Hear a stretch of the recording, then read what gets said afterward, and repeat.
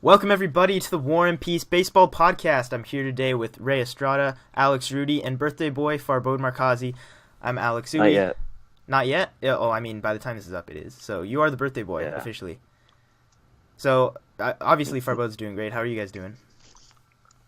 Meh. You're almost done with school. Actually, You should though, feel I'm a lot like better. really happy. I'm actually really happy. Meh. Actually, I just want to say like meh, to change but my in answer. fact, I have one more week in my freshman year of college. I'm sad to go because fucking love it, but also have a summer of great things. Excited to come back to California, and get to spend more time on this stuff because it's stuff we love. Yeah, I mean, Oh yeah. Ray, how you doing? I'm doing well. All right, good. We're still cranking away at school, so we're not as We're barely in Same. week the end 3. the end is not in sight. Yeah, it's definitely not. All right, enough about that. That's depressing stuff. Come on, let's talk about some fun stuff. Let's talk about the second Sunday in a row that was full of like insane walk-off action. I thought you were going to bring up injuries. No. Let's talk about fun stuff. That's Let's talk not- about injuries. Oh, come on. Like I mean, we will talk about injuries, but I mean, they're sad, right? Injuries are sad. Walk-offs are fun. Walk-offs are Depends the on who best, you right? are. Yeah. All right. Yes, absolutely.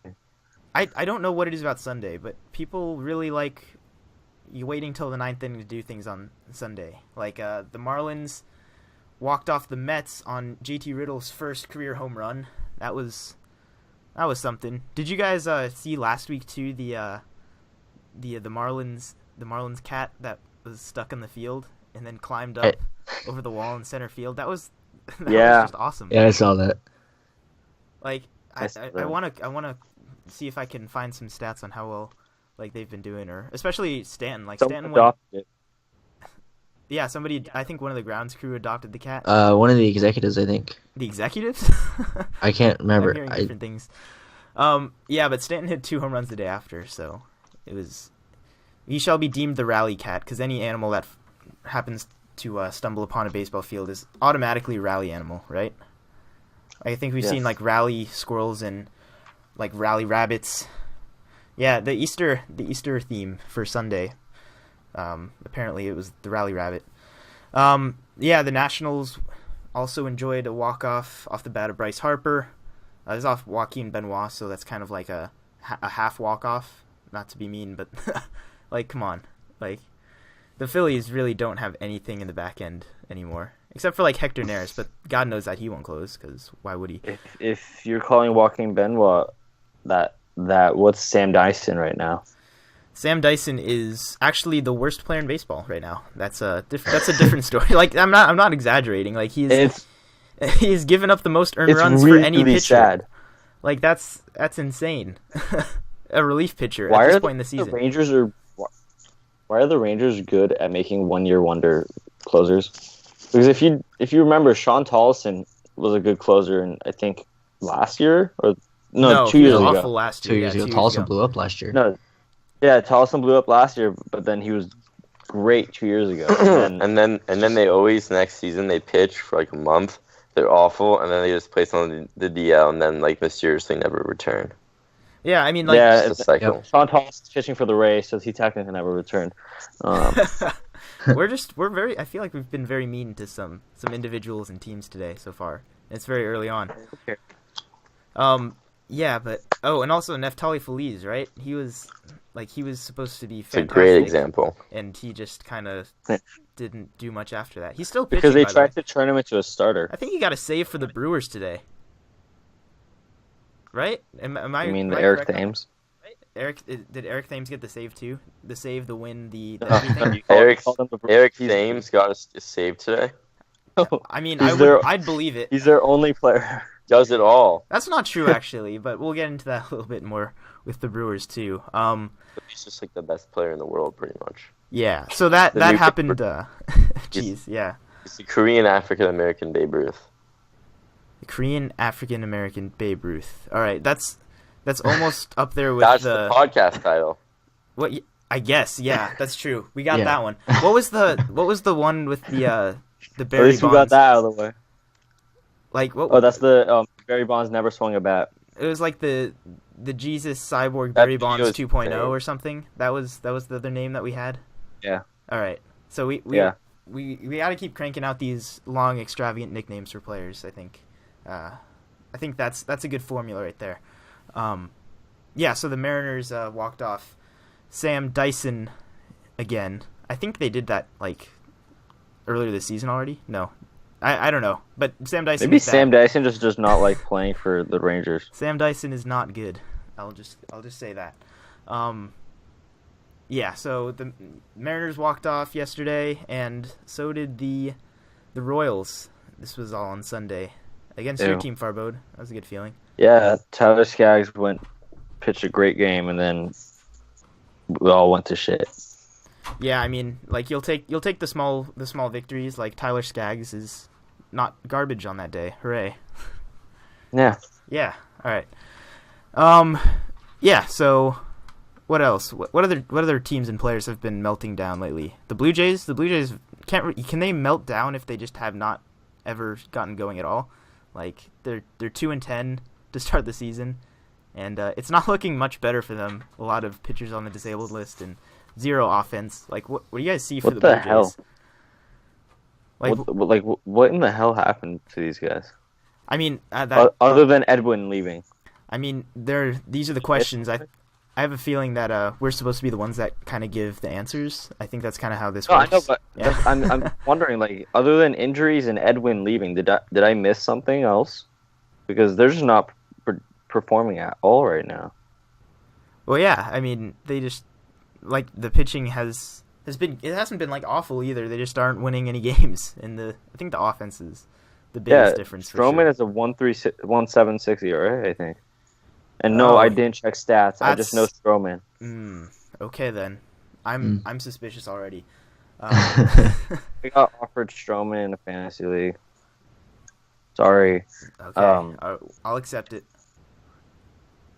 Yep. So nobody wants to talk about the Blue Jays. You just kind of like depressed about them. I mean, personally don't think. I think they're just having a unlucky start. I don't really think they're like a poor team. I don't think they're as bad as injuries.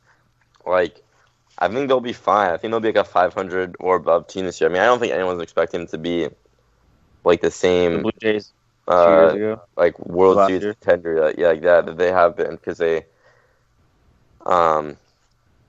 lost Encarnacion, but I guess they replaced him with Morales, who's broadly equivalent. So I mean, I think that division's so hard that it's really hard to know, between the Yankees and the Orioles and the Blue Jays, which one of those teams is the one that kind of escapes and becomes the other playoff contender with the Red Sox. But I mean, I think they're fine. They're a talented team. They have plenty of pitching as long as they can come back healthy by sometime in May, regarding like Happ and Sanchez, and they might have to make an upgrade, in July, to cheer up the team, either in the lineup, because they definitely have a few just gigantic holes, or maybe in the pen. But I think they're fine. I would not hit the panic button with them just yet. All right, yeah, I agree. I wouldn't panic just yet, but it is worrying being 2-10. Well, yeah, I think not ideal for anybody. I normally don't break out my panic button until May at the earliest, but I have it here somewhere. I'll find it and use it vigorously as the season goes on, I'm sure. So yeah, let's talk about some good teams though, and I feel let's talk about the one that I'm not super excited about. I keep saying it. I'm not trying to be mean to these teams. The Braves have won their last 5, including today on a Dansby Swanson walk-off hit. I guess they like their new ballpark. That's good to see. And then I figured either me or Ray should bring this one up because we have 2 Yankee fans here. But the Yankees have won their last 8, and they're doing great right now. They're tied for first with the Orioles. How are you guys feeling about that? Oh, I'm obviously loving it. I mean, I was kind of ready to talk about the Braves a little bit too, but I guess we don't really care about them enough to do that. No. I only care about SunTrust Park. I think the Braves are interesting. No, I mean, I just find it interesting how Bartolo outlasted Turner Field. Yeah, and he pitched Yeah. amazing in the new ballpark too. So there you go. He's better than ever. Like I don't know. There's lots to like with the Braves still. Like they're off to a bad start, and everyone's like, oh, screw them. And then they win a bunch of games in a row, get back up to like 500. Now they're like, oh, no, never mind, they're fine. Swanson hit a walk-off today. Yeah, I mean, Swanson's been cold to start the season, so, if he gets going at all, that's going to be a big help. Freeman's getting going. He hit a couple homers today. Inciarte has already passed his season home run total from last year. He's got 4 already. And, he obviously was off to a slow start before then.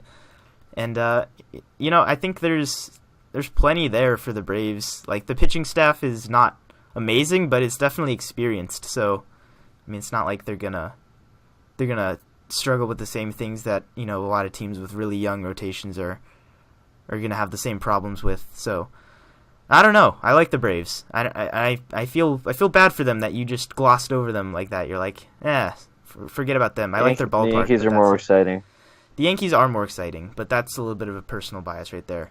I'll hand the I mic hate the over Yankees, to you. and I just said they're more exciting. Well, you just really don't like the Braves today, huh? Yeah.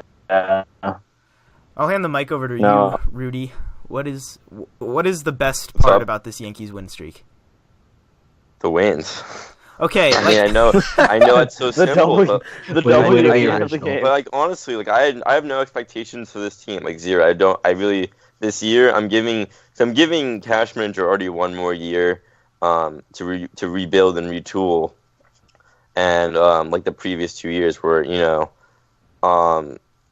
I'm giving them patience and leeway. And they're 2 guys who I know always they're probably like top 10 at the very least, and in my opinion, top 5. Though I might be biased in the league at getting the most out of talent. And this team is not that good. I don't expect them to make the playoffs, but they're fucking on fire right now. They're tied for the most wins in the league right now. Even though they start off 1-4. The last time they were this good at home was in 1997 when they won 125 games. All I'm gonna say. wait, what? And obviously, did they not win 125 games that year? That seems like No. that's definitely more than the most that's ever been won. Yeah. Like 125 games. You sure? I Whatever. feel like Yeah, you definitely pulled that out of your ass. 116. That was the Yeah, it Mariners. was I 116. think that's No, not the the record. Yankees.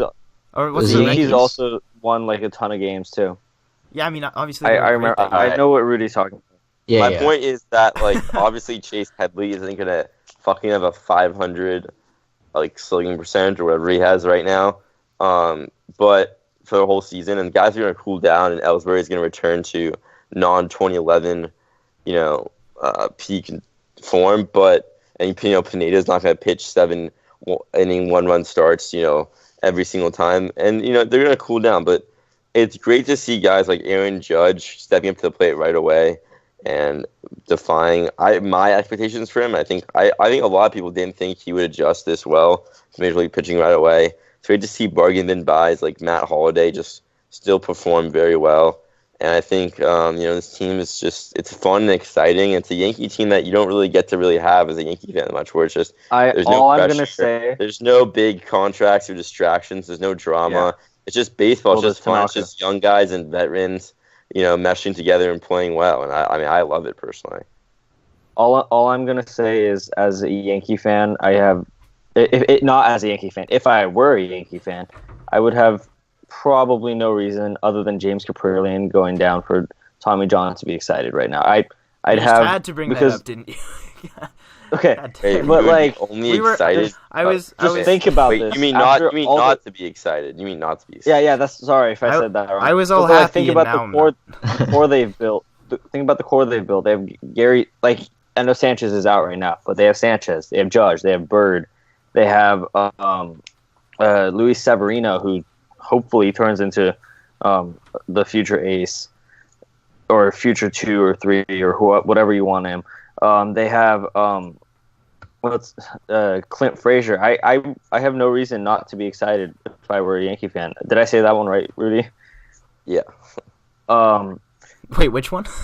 By the way, What was the tough it name was there? 1998. They won 114 games, so I was off by Okay. 11, which is quite a bit. But that's what I was in my head referring to. Yeah. Would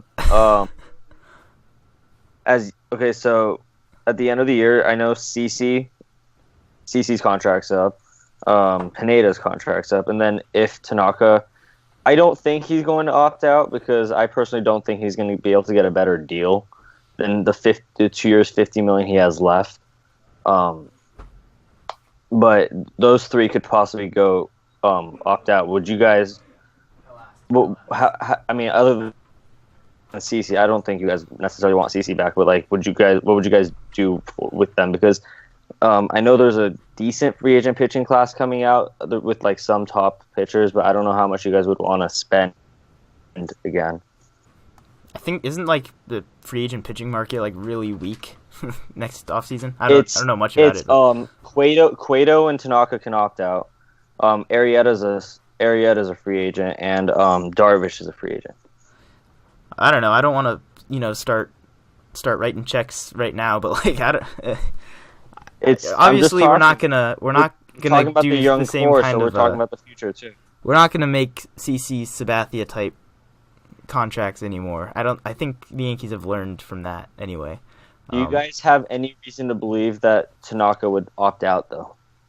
I mean, sure. If he has a really strong season, sure. If he has a good year, yeah. But I mean, I think the Yankees are probably trying to splash in 2018 because isn't that the mega? Yeah, get Ohtani. Spend big on him. That's with Harper. That's with Harper and the big guys. Yeah, so I'm not sure if we'll see. I would like them. They have a lot of young pitchers already, and they might really not need to upgrade. Depending on the season goes, they might not need to upgrade that much in free agency this offseason. They might both just you just started recently to watch. Wait it out, or just sign, just some innings eaters. But I think this is just the most optimism that the Yankees have had in pretty much 20 years. And unlike the 2009 mini dynasty, even though that team made like 4 straight playoffs, I think, including World Series and an ALCS, you knew it was never going to last. There was no future in that team. That was all win now. This is, we're going all in while, Judge, Mateo, Severino, and how do you guys like Torreyes?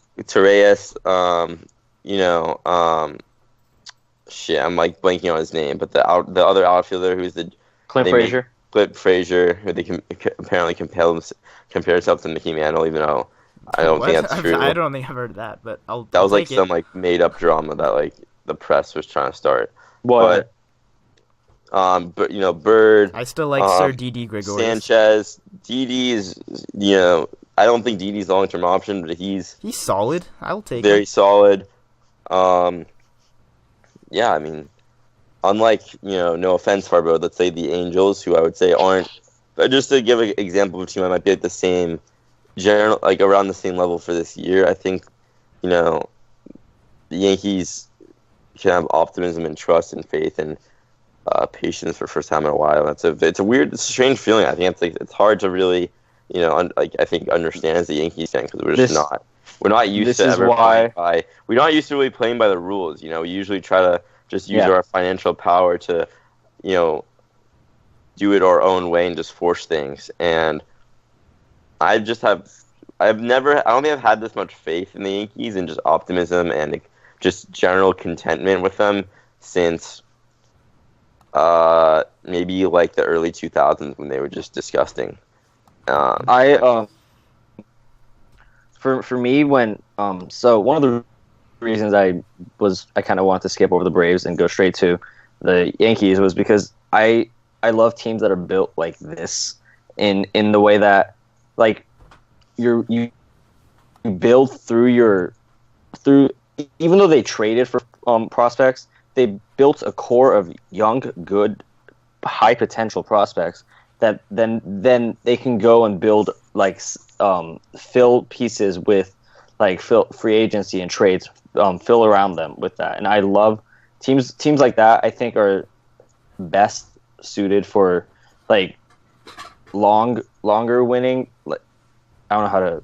I can't word it right, but like they're much more safe as a fan to have hope in them year after year after year than teams that are built for right now, like the Blue Jays were 2 years ago. I kind of follow. I don't know how much truth there is in that. The Blue As a fan, Jays, I obviously want my team to win right now. Prospects are nice and all, but if they're not, I don't want to be a fan of the Brewers and the Reds. If I were a fan, okay, but those teams are early in those stages. Not really. You guys, they've been like that for a while. Like obviously they're not. They haven't made It's not a revolutionary formula. Even teams that spend a lot of money, develop young cores just because I think it takes a lot of patience as a team that to go through this too. Look at the Cubs. They went through all. I think you're not looking at a lot of the high spending teams that have been good recently and how good their farm systems are still. Like they're not depleted farm systems in a lot of cases.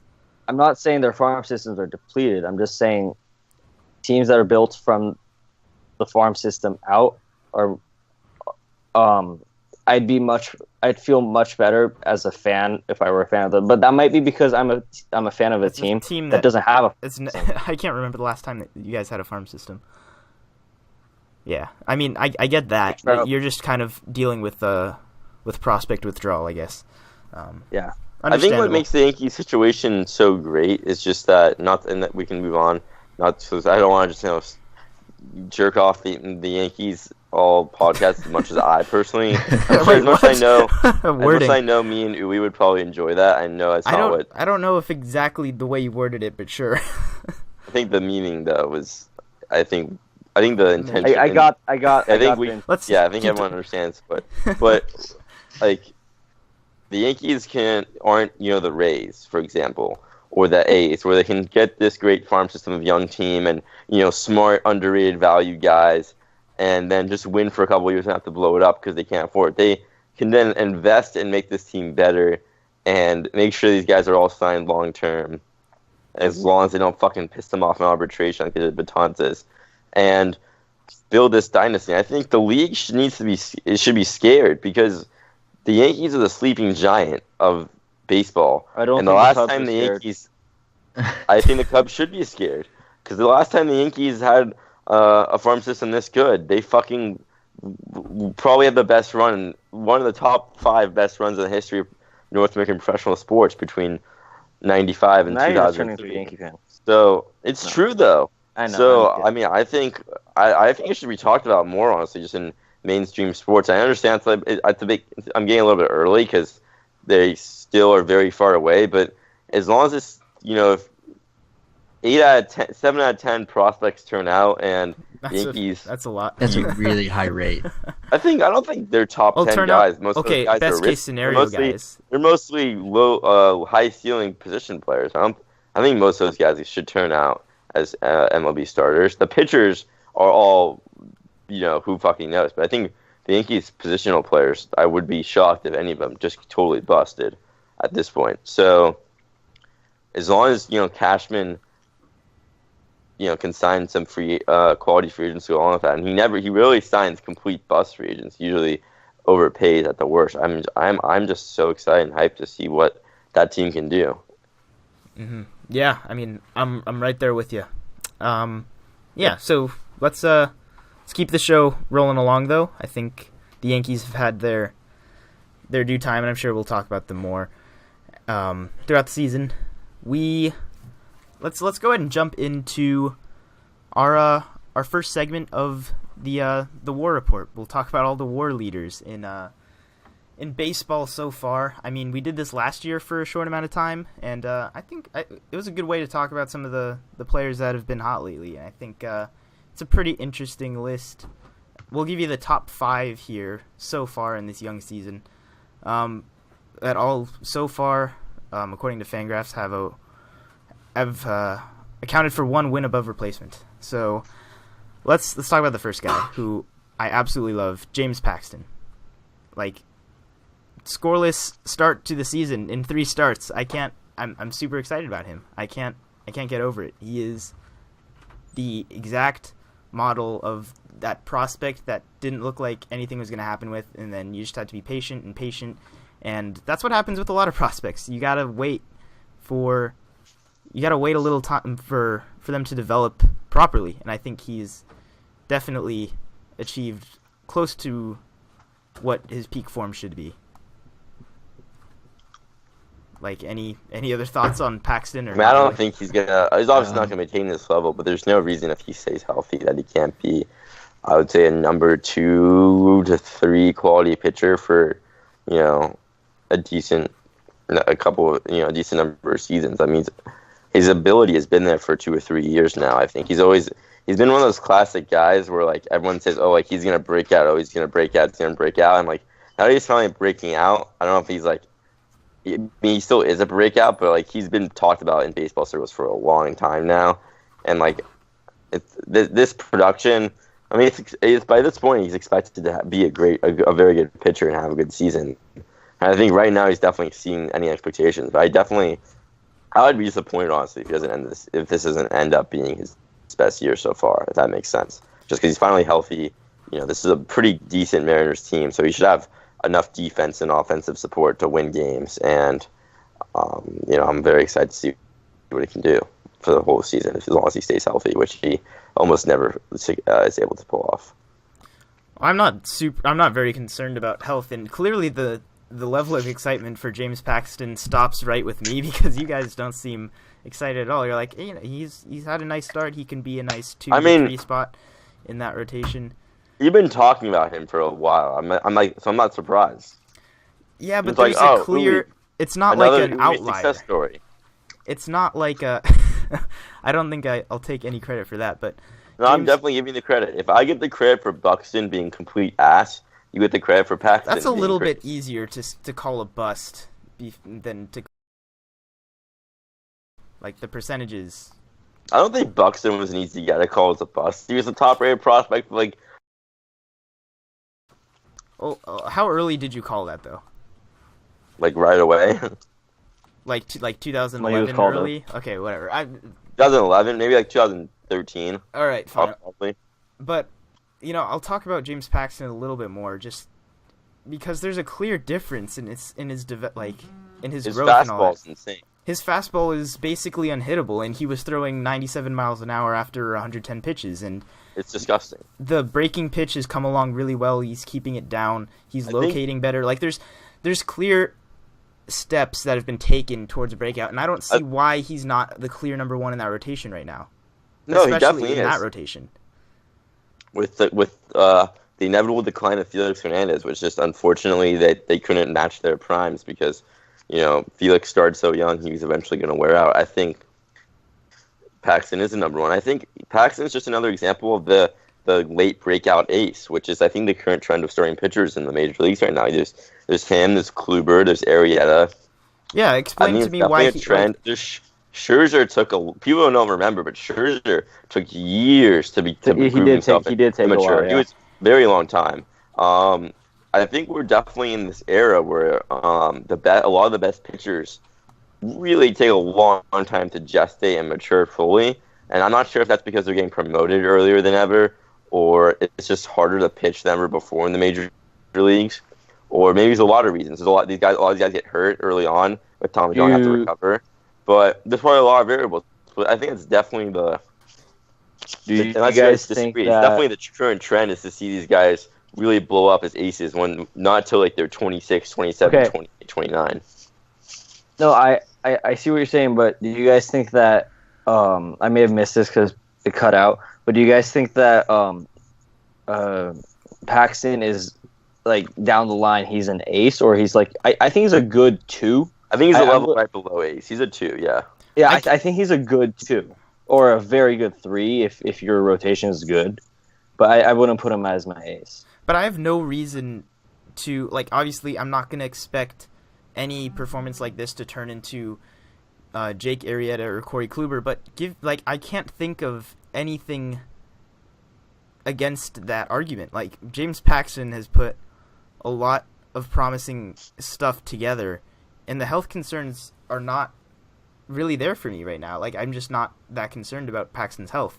He was healthy for a good chunk of last season, and he just, like, dealt with a lot of bad luck, like, with his like ERA and those kinds of numbers. But, this year, I think I think this is like the most clear breakout right now. You know, like there's a lot of guys breaking out. I agree. A lot of guys on this list even that we'll talk about in a second here. But you know, it's kind of the same as like Noah Syndergaard, a guy who was like, you know, I feel like he was really like, I mean, recently that, you know, had a clear step forward in his development and was able to locate his fastball and secondary pitches a lot better than he was before. And then, you know, from there, there's no question that Syndergaard is probably like the filthiest pitcher in the league right now.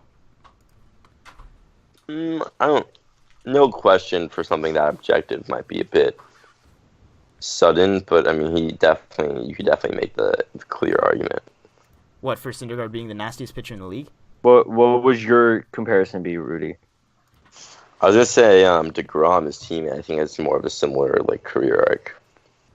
Personally, yeah, isn't DeGrom like Paxton's. 28 right now? Yeah, he took a really long time to become what he was. That was just my personal. I think he's a more comparable.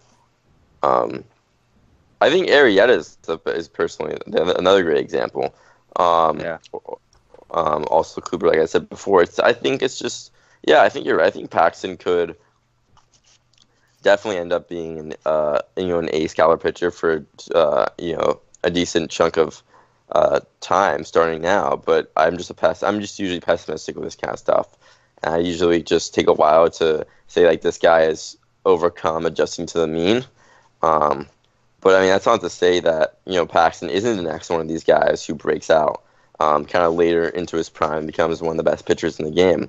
It's definitely likely. But I just think, like Farbode said, number two is just safer. But at the same time, I don't think there's that huge of a gap anymore between the number two and the number ones, because I think a lot of teams number one.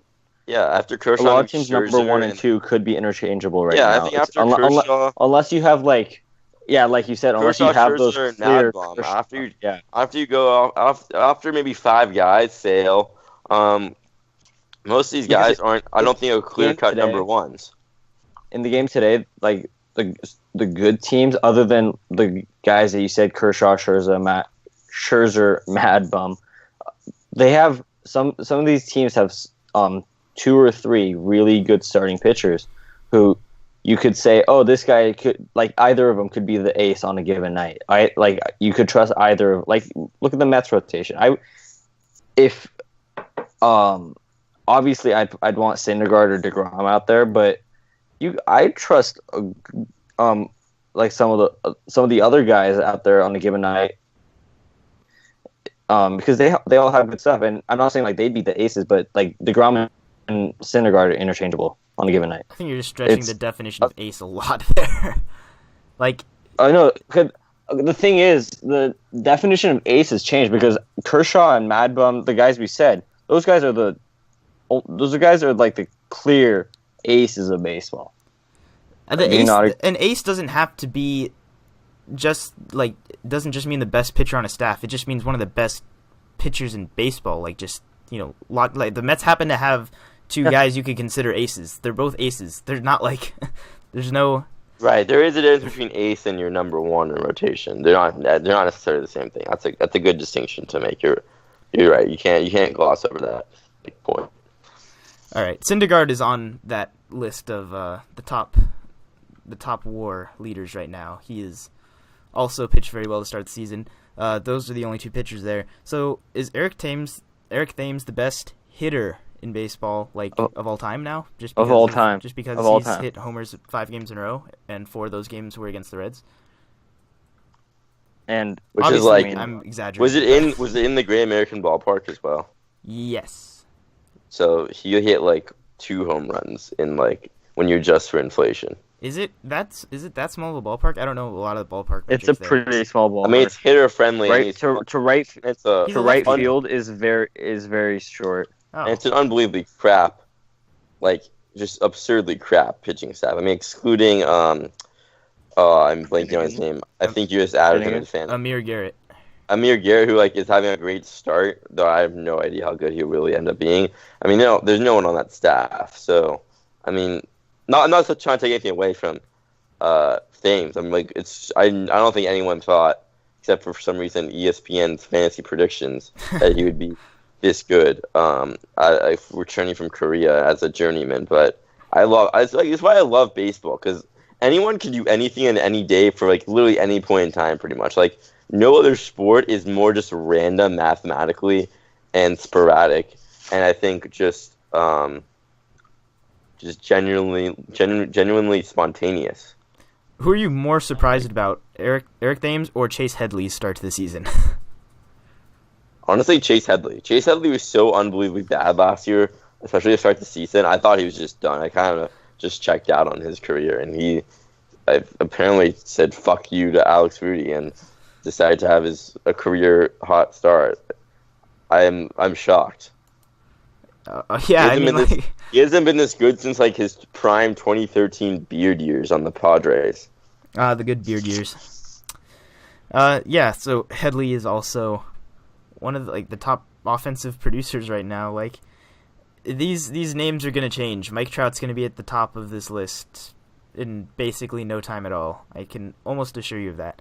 Francisco Lindor can stick around just because he's gonna be the MVP, right? That's. Are we in agreement on that? No. I'm a Mike Trout fan, so I can't. Angels fan raised his hand. I like Mike Trout. I was obviously joking. You guys didn't seem to appreciate that. But yeah, Lindor's off to an awesome start as we've talked about before. Yeah, so that's a little segment that we'll do going forward. Maybe not every week, maybe every couple weeks, and then we'll give you the updates on who's been hot and producing a lot of wins above replacement, because that is our namesake. We will stick to our roots if we must. All right. Injury updates. We will give a few of those. Some of them are pretty big. Zach Britton is probably the headliner. It was kind of a very sudden injury from what it seems like. He's going to miss, I have no idea how much time because it's not very clear. It was a forearm type injury, so that could mean means Tommy John, or it could mean he's going to be back in a couple weeks because it was just a weird cramp. Forearm injuries often lead to that. Yeah, from what I read, it's right now it's a strain, so he should be back soon. But yeah, once you see that headline on the deal with a forearm issue, you get scared nowadays. Yeah. That's okay. The Orioles are used to not having him pitch in big games, so they don't need him. Yeah. I feel like you were saving that up. Oh, I'm gonna use this as often as I can, bro. Yeah. Just is it never? I guess never too late to use that. Just complete unbelievable tactical failure by Buck Showalter. You're just never gonna let him down for losing the playoff game for them single-handedly. Nope. Yeah, he brought in Ubaldo before Britton. Yep, I remember. I think we all can't remember. Can't say you're being unfair there. Yes, one of the biggest blunders ever. Speaking of the Blue Jays, we talked about them earlier and how their pitching staff is kind of falling apart by the seams. Aaron Sanchez also on the deal with blisters. He'll join Rich Hill there. They can have blister therapy sessions or something. Kind of a weird question. I know it's gonna be weird, but can't you just pop the blister? Does that not make sense? I know it's a weird question, but if I have a blister in a spot where I have to use it and I can't avoid it, I usually just take a pin and I pop it and then it fucking hurts, but then the blister is gone. Isn't that kind of a problem? It does pop and then that's a really big problem. Yeah, when it's not I think that's the biggest issue is that it's a really nasty blister. It's not just a normal blister and pop it. Like a blood blister, right? Yeah. No, it's not. It's really shredded. It's nasty. I don't know how what you're saying is that they're being pussies. I'll look it up. No, what? It's the opposite of what we're saying. Whoa, look up the picture of Rich Hill's blister. I know I made a reference to jacking off a major league team earlier, but it's a G-rated podcast. I just wanted to make sure you understand that. This one's definitely going to have an explicit tag on it. Don't worry. Yeah. This is War and Peace Gone Wild today. God. Well, that's different. I'm not going to quite tag it with that. Yeah, but the blisters, they're pitchers. Their hand is their weapon, and it has a gross blister on it, and you can't really use it when that's the case. Jay Happ is also on the DL. He left his last start with elbow discomfort. Also That's not good. very uncertain Bad. about what's going to happen with him. But the Blue Jays need him. He's one of their better pitchers, just, on a nightly basis. Like Sanchez and Stroman are like the exciting ones, but, guys like Happ and Marco Estrada, those guys really make the rotation what it is. They make it one of the better rotations in all of baseball. So they need him back quickly. Marcus Semien for the A's on the DL as well. I think he's not going to miss too much time, though. I think it's like a minor wrist problem. Jesus. Jarrod Parker crashed into a wall and made a spectacular catch and broke his collarbone in the process. That's probably the only reason. It's probably the only reason he's on this list is because I remember how awesome that catch was. But yeah, he's I think it's interesting how so many people can get hurt so quickly in a sport where I think people don't traditionally associate with contact and injuries, if that makes sense. Not that it shouldn't be, because I think baseball is very underrated for its physicality, but I mean, I don't feel like every year this many people get nagging injuries like this fast. I mean, no one seems to really suffer a catastrophic injury yet, knock on wood, but it seems like just guys are dropping like flies with just minor nagging things. Yeah, and part of that has to do with the 10-day freaking DL, because the managers have been abusing the shit out of that. Like, any minor ailment basically will put you on the 10-day DL just to play it safe and, make sure they're not wasting that roster spot by putting them, just letting them sit day to day, like we're used to in the past. Like, the 10-day gives a lot more flexibility for managers. I'm all for it in that regard, but it is very, they're very trigger happy with it so far. I think maybe they'll find some middle ground there, because I just don't know. Like any minor thing, it seems boom DL right away. So yeah, that could maybe it's that. Maybe teams are just more cautious than ever before regarding injuries, and teams are just more aware of how it's not worth these guys playing through these minor things so early in the year. Might as well just get them healthy and back. Yeah, I mean, Miguel Cabrera is a really good example of that. A guy who's played through, seems like, injuries a lot of his career, especially in the last, even 5 years, just playing through injuries but still producing. And he off to a really slow start, left with back tightness recently, so that might have something to do with it. Just playing less than 100%, far less than 100%, and it's a hard thing to do. I give him even more credit because of that. Yeah, John Gray of the Rockies also on the DL broke his foot. I think he's going to be out a month or something at least. I don't know why Gene Segura's on this list because he's been hurt for a while. I think he's coming back soon though. So yeah, the Mariners will have some relief. And Jake Odorizzi also joined that list on the DL. There's a lot more DL stints. I'm not going to talk about all of them, but those are some of the more notable ones. Anyway, and injuries matter. They are definitely, especially a lot of the guys that we're talking about with these little, these aren't all nagging injuries. Some of these are very questionable, so you got to keep your eye on them. Let's move on to a little segment that I think is going to be interesting, something different. And after this, we'll move into Stat Game, but we'll get to this one first here. And that is a segment on not Jarrod Parker, the outfielder that broke his collarbone that we mentioned just a moment ago, but Jarrod Parker, the pitcher who has basically suffered every arm injury imaginable. At once, apparently. Looked like a really promising pitcher for the A's back in their Renaissance days.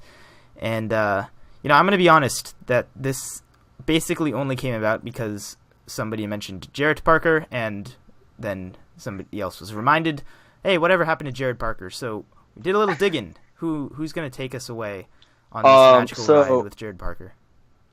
As Uwe mentioned, we were at War and Peace of Baseball. We're very interested about the life of Jarrod Parker because maybe more so just his career. Very tragic.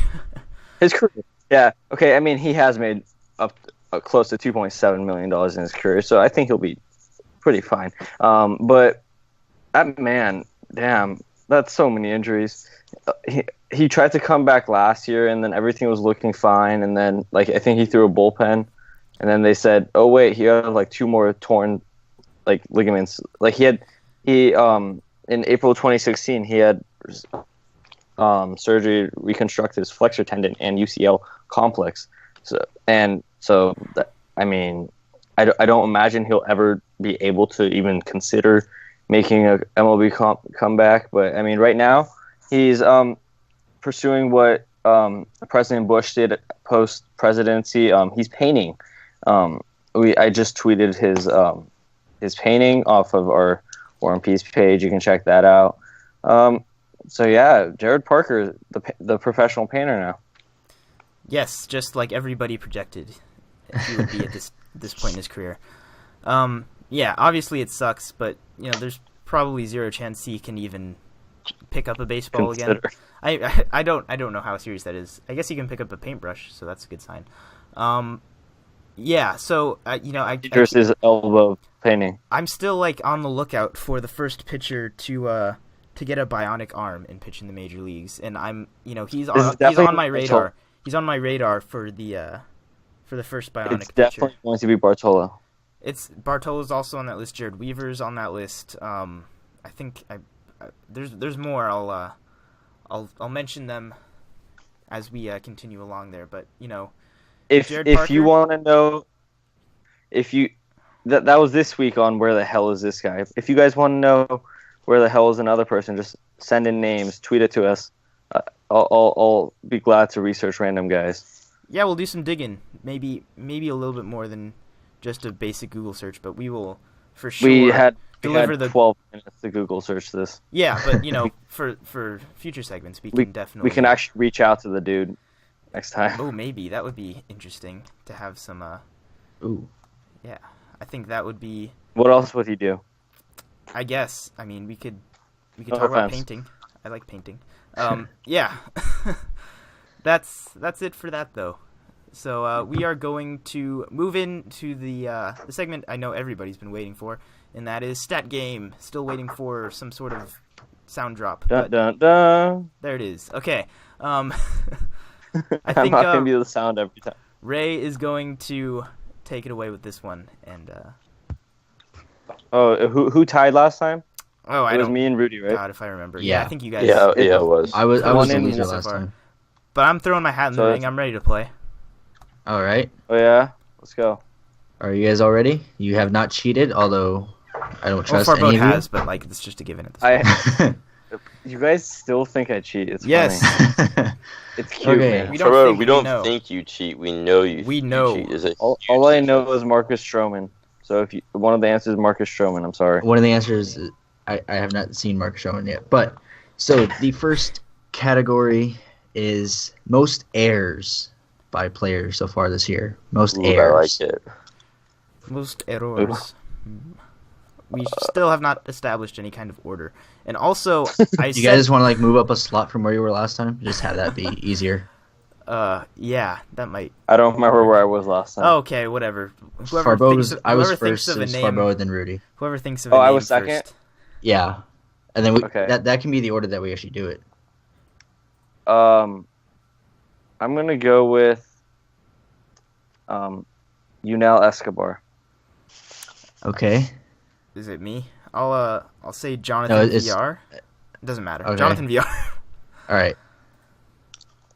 I'll also go with Jonathan VR. God damn it! Why? He led the league in errors last year. Just seems like a safe bet. Oh, he did. I didn't know that. Well, both Alexes get a point there. Jonathan VR is tied for second with 3 errors. I'm pretty sure Yunel has. I'm an Angel fan. So Yunel has just 1 less error. So no 2. way. Yeah. I'm pretty the sure he leader, has 3, or he made his 3rd one today. But okay. For my list is, I guess, not updated, but too bad. Yeah, too bad for me. Yeah. The leader in errors is Chris Owings with 5 so far. Chris Owings. That seems like a guy you would think would be gloved first. So that's pretty surprising. Yeah, that's. I mean, kind of. I feel like, what justifies him playing if he has 5 errors? hasn't seemed to He's add off up. to a nice start. We talked about him on our fantasy podcast. He's off to a nice start to the season. I was not. Obviously All not. right. That's For the not next right. category, we move to the pitchers. Highest whip or lowest whip? Sorry, lowest whip. Top whip. Highest whip I would have gone with Sam Dyson, but I guess that's not gonna I happen. would, that's Irvin why I did Santana. highest. It's too easy. Irvin Santana. That's probably a good one. Okay. I'm gonna have Mike Leake. Mike Leake. Wow. I'm gonna go with. I don't know how. CC Sabathia. Why not? Irvin Santana is the winner. He has a .45 whip currently. Yeah, I had a feeling because he's given up like 5 hits or something this whole season. So Yeah, he's given up 5 hits. I just and wanted to pick 5 somebody walks. different because I don't like the whole pick and repeat name. we need to say like no repeating or something, but That's not fair at all. Yeah, that's I that's, could that's not also disagree true. with you more, We'll Farbro. figure it out. Doesn't We'll make figure it out. sense. we'll figure out a system. All the logistics. Uh, Okay. As for the other choices, Mike Leake was 5th, and CC's probably nowhere in sight. Goddamn. CC is 29th. Top 30. yeah, babe. He did it. All right. So your next category, we will go with runs scored. Oh, that's Ooh. pretty normal. Okay. Who's a runner? Farbo, that's Oh, Eric Thames. All right. you. I'm gonna go with. I I'm figured Eric. gonna go with Mitch Haniger. Eric Thames Okay. has hit a lot of home runs. He must have scored a lot of runs.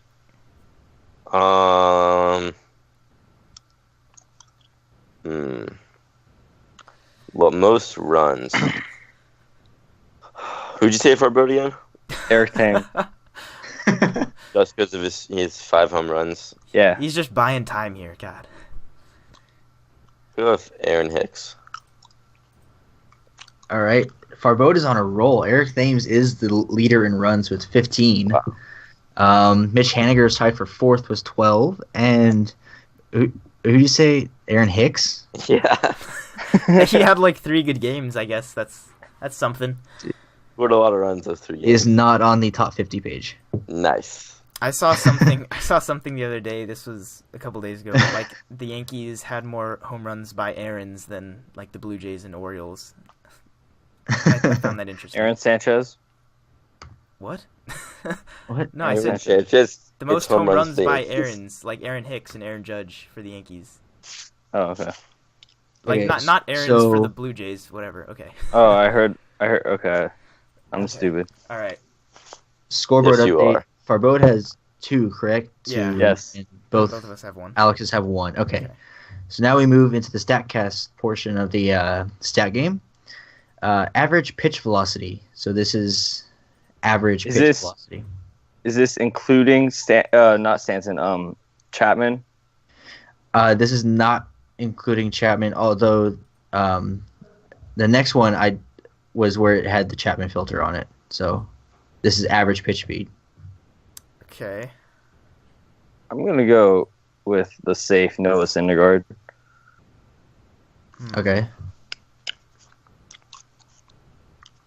This is difficult. I'm thinking of relief pitchers because that's just my initial reaction. I Wait, can't- so are release pitchers eligible, but Chapman Yes. isn't? yeah, Yeah, no, there's there's a a Chapman. Chapman I don't filter. Yeah. I don't know if Chapman. This is Like, average Chapman's velocity. done so many that they specifically ha- is filtered out, like just Yeah. him exclusively. Yeah. I don't think that's necessary I'm a- for. Or actually, Chapman's actually down the list because this is average pitch velocity. This is not fastest there's pitches. a Chapman filter for the Fastest pitches. fastest pitches, for sure. I'm having trouble with this one. I'm gonna go ahead and say James Paxton just because I'm on a He's James your- Paxton. he's your- Paxton Okay. He's your pitcher man crush. Shit. Midst defeat. Who just has like the fucking highest raw velocity in the game these days? Yeah, that would probably be the answer. So I don't know if I can tell you. I feel like the leader is just gonna be this random guy that we should have all known, or A just- random guy or a guy we should have all known. Those are different things. no, okay, a random guy or someone we should have just all just guessed right Okay. off. Rudy, come on. I'll just go with Syndergaard also. Just because I'm uncreative. So I once saw again, the other day Rudy- that he has like a 93 mile per hour like off speed pitch, which looked nasty. Okay. So. So once again, Rudy backdoors himself or copies his way into a point. Yes. That wasn't a Syndergaard hard is- one. Come on. Syndergaard is 5th on that list. The leader is Trevor Rosenthal, Exactly. What random guy? Okay. a guy Fair you enough. guys should have thought of. I didn't yeah. know he Where's was cranking out. I'm trying to that find kind of velocity, Paxton. though. For Paxton starting pitchers is probably up there, but not among all pitchers. Yeah, Paxton is not on that thing. So next one, we kind of alluded to this, but is fastest pitch. Just fastest pitch. Through the Chapman. Without Chapman, Chapman. Sauce Chapman. Through the Chapman filter. So who's throwing the fastest pitch? right? Not named Aroldis Chapman. Noah Syndergaard. Am I allowed to do that? Yeah. You're allowed it's- to. Because I just picked them. Okay, I'm going Noah Syndergaard. Right? Next guess. This is tricky. Man, I have like no idea like who would bring that kind of velocity. Why not Trevor Rosenthal if he's got the highest average? All right.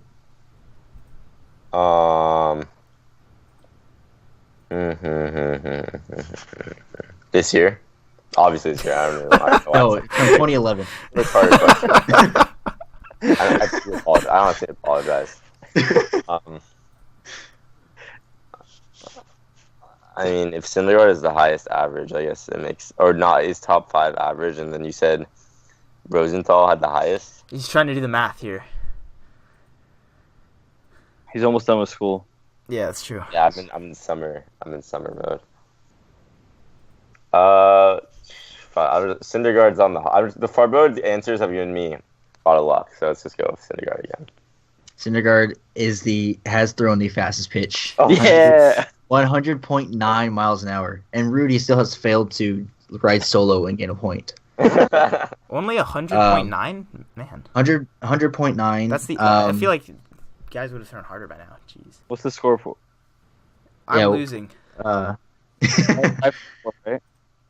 Yeah, for mode 1, I think. Yeah, for mode 1. Yeah, it's that game. Is that it? Okay. Yeah, I mean, I have a couple of bonus ones if you want to do them. I'm No, done. Okay, sure. Let's give it one more. Just the icing on the cake for him. I like this See game. if I can come up with my own answer that I actually doubt it. Yeah, point. I think we should at least like limit the amount of I won't repeats you can copy. I won't repeat. All right. So we move back to hitters, and we'll do hits, total hits. Oh shit.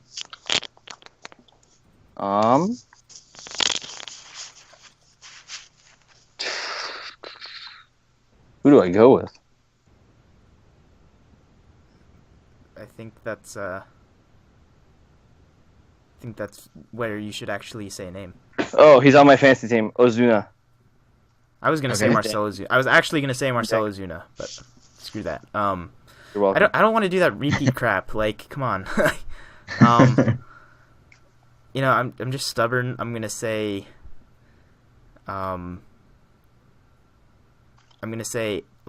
I don't even know. Like that was gonna be my guy. God damn it. I'll say Francisco Lindor. Perks are going first. I'm sure that's not it. I'll say VCL Garcia because he's like having a ridiculous start. That's a good one. I like that. Good original answer. Rudy finally wins with an original answer. I was. Oh fuck! Oh, my God. He is tied for the major league lead in hits at 21 with Daniel Murphy and Will Myers. Marcell Ozuna is tied for 4th. Essentially was close. second line with 19 hits, and Lindor was 1 hit behind Ozuna. At least I I have was one on the more. list. I have one more that I It doesn't. add if you want to do Isn't Rudy at? Okay, what's the scoreboard? Because Rudy can technically tie here, right? it. Sure, why not? Throw it out there. I think Rudy did tie because. he Okay, so Rudy backdoors can his take the way, lead. but- Yeah, Rudy can win this thing. All right, do it, Rudy. Original answers. So this one is the most innings pitched for the year. Oh shit. Irvin Santana. That's a safe one right there. Santana. You're going copy mode again? God damn. No, I don't. No, I don't. no, I don't there's no want to. copying on this one. No I'm just not copies. going to. I was just saying fucking like because he's having this stupid start. That's just using all these categories.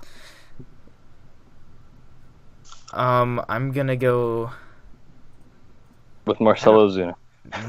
maybe. I'm not committed there. I was Eric Thames. That doesn't Eric do it at all. Thames that might be him. I'm gonna go with shoot. What the heck? I had a guy and I just forgot it. You lost it. You can Fine. do it. I believe in you. I don't. Crap. Right, Ian so it's Kennedy. like- Ian Kennedy. That was the What name the I had. fuck? What? That's the name What? I had. I don't know. I don't know why. That's who you spend spending that much time thinking of. No, like I had the name in my head. That's why I was like stuck on it because that was gonna be my guess and then I lost it. Did you even Whatever. have a good year? Go for it. Okay, Rudy, what is your innings pitched what is doesn't your original necessarily mean answer? I'm gonna go. I'm just gonna go with Sale because he's having a That's a torrid good one start. too. And Farbeau takes it by 1 out. Over Oh Sale. my god, what the fuck? Santana has pitched 22 complete innings. Chris Sale has 21 2/3. Wow. Just for Um, the sake of entertaining, how bad Ian that was. Ian Kennedy, just so you want to know, is tied for 19th. With how many innings? 19, so not too far Oh, that's behind. not that far behind. It's a bunched up leaderboard, but That's a good for like 3 starts. 19 innings isn't bad. Okay, whatever. I'm Yeah. happy with Dude, that. I So can't for- wait until our so stats games get to the fucking Odubel thing or do you remember that? Yeah, That we was need to get into the season a little bit further before. fun. Or the it Evan gets Gaddis to- 7 triples. Yeah, I think was that 2 years ago or last year? Because I That remember. was 2 years ago. Yeah, because last year he had like 0. Yeah. There's a big decline in triples for him, I guess. Yeah, that's gonna do it So- for our podcast, though. Any last thoughts from you guys? Wait, Farbeau wait. once again cheats his way to his stat game win, but course, I'll leave the As a next one. tradition. It's his I'll leave the birthday. next- It's his birthday though, so I'll let him win. yeah. But he guessed like in almost all the categories he gets the top guy. Well, like half of them were Irvin Santana and Noah Syndergaard. Yeah, they so were whatever. pretty like they were either Irvin or like Noah Syndergaard for fast pitching. So like, they weren't like random bold picks, and I was first, so I got the chance of not not risking Yeah. going repeating. We like can argue Rudy. all day, but I'm going to go ahead and wrap up this podcast because You do that. it is time to do that. So thank you all for joining us. Of course, feedback is very much appreciated. Check out our website. Link for that's below. Tweet us. Check any out our questions tweet. and feedback. Yeah. We're also on Facebook now. If so. you're Oh, yeah, Facebook. Like that page on Facebook. It's brand spanking new, so go ahead and do that. Check out Jarrod Parker's painting. Either on his Twitter or our Twitter, and go ahead and leave us feedback there as well. And that's about it. There's more links and stuff, but